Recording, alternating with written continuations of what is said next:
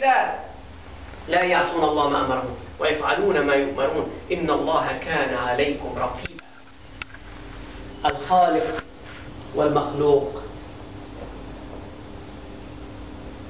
أما بعد, all praise due to Allah and none other. We seek His help, we seek His forgiveness, we seek refuge in Allah from the evil of ourselves and the evil of our actions. Whomever Allah guides, no one can misguide. And whomever He leads astray, no one can guide. And I bear witness that there is no deity worthy of worship but Allah and Allah alone. And I bear witness that Muhammad is His last and final messenger upon all messengers. Will you believe? Save yourselves from the fierce fire. Save yourselves from the fierce fire. Save yourselves from the fierce fire, which its fuel is of men and stone.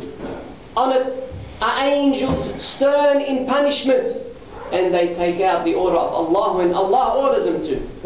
فَإِنَّ اللَّهَ كَانَ عَلَيْكُمْ رَقِيبًا. For Allah is ever watchful over you. My dear brothers and sisters in Islam, the Creator and the created. My topic today is about Allah, the day of judgment, which will come to pass, and we will all face. This topic has been requested from me once again, from certain people.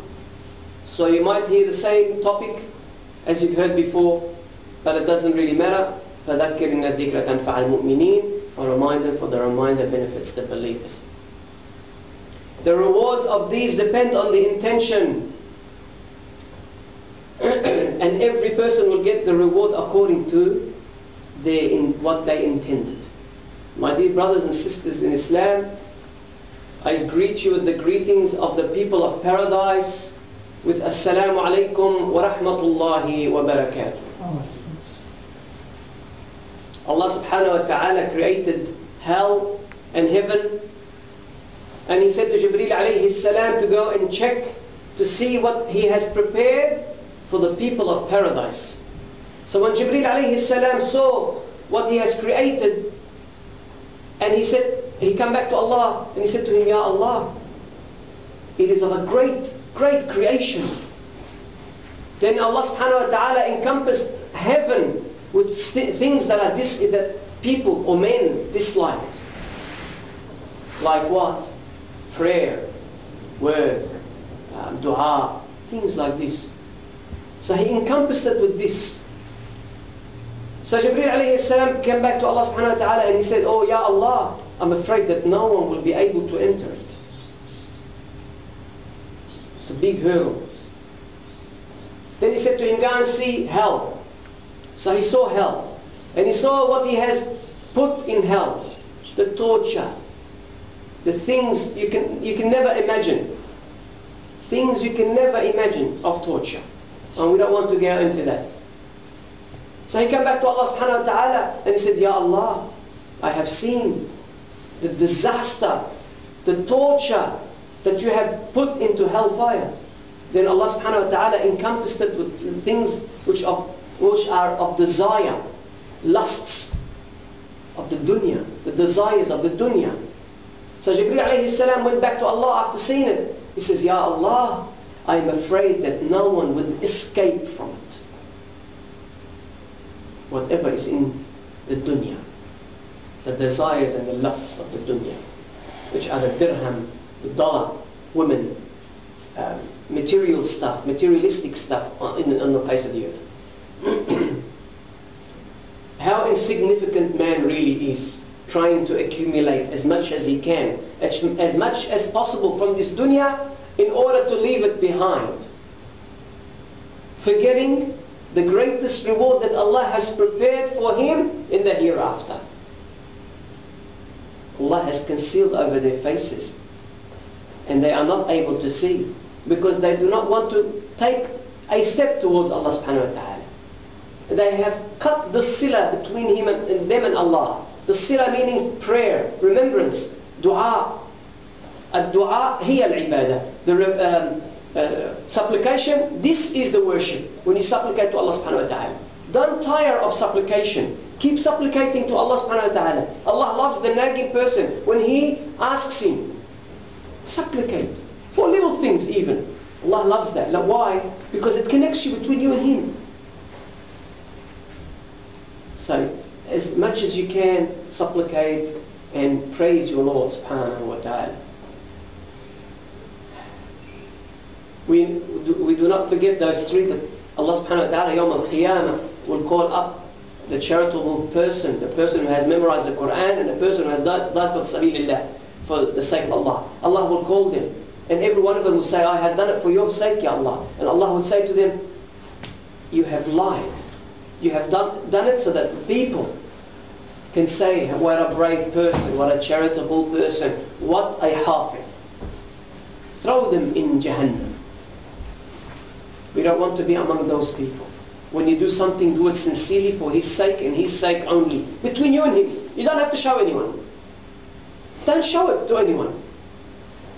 Like, I'm doing something so that person can see me. Allah subhanahu wa ta'ala, Yawm al-Qiyamah, He would say, who did you do this to? For? For the people, not my sake. He said, you have done it for the people. So go and get your reward from them. They cannot even help themselves. Go and get your reward from them. Do not let the riya creep in. Because this is a form of riya. When a person is showing someone else that he had done something good. It is. The Prophet ﷺ said that the riya creeps up on someone like a black ant on a black stone in a moonless night. You can't see anything. That's how it creeps up. You think that you are in the clear. But it does creep up. It depends on your sincerity. I want it for Allah. I'm doing it for Allah. I don't care about anyone else. Even if they see you. And Allah knows what is behind it. What is the intention. And especially when a person is trying to beautify his prayer. That person is watching me.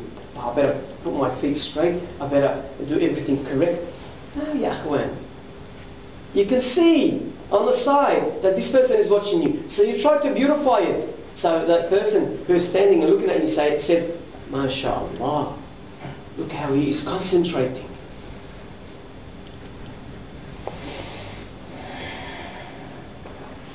Remember, when you practice shirk, surely all your deeds are to vain. So it means all that you're doing is for nothing. So you're wasting your time. Allah will call you on the day of judgment. He will ask you, and your limbs will speak. It is easy for Allah. It is a disease in the heart. Try to mold yourself. I know it is very hard, but we have to try to get ourselves out of that zone we're in, into the comfort zone. That dangerous zone into the comfort zone.